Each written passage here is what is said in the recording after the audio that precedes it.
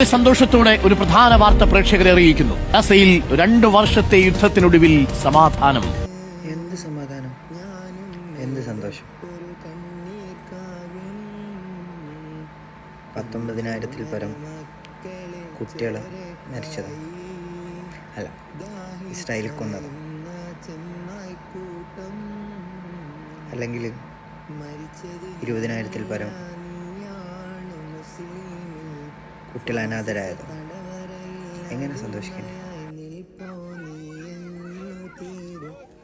ഇന്നലെ ബാങ്കിൻ്റെ സൗണ്ടും പല സന്തോഷവും കണ്ടപ്പോൾ കുറേ ഹാപ്പിയായ മനുഷ്യന്മാരുണ്ട്. പതിറ്റാണ്ടുകളെ കാത്തിരിപ്പിന് ശേഷം ഫലസ്തീൻ ചിരിച്ച ദിവസം എന്ന് പറയാനൊന്നുമില്ല. സീസ് ഫയർ, ഫലസ്തീനി സ്വാതന്ത്ര്യം എന്നൊക്കെ പറഞ്ഞ്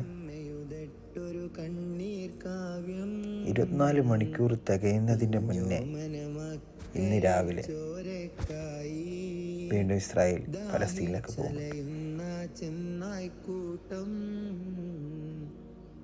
ഇൻഷാ അല്ലാഹ്.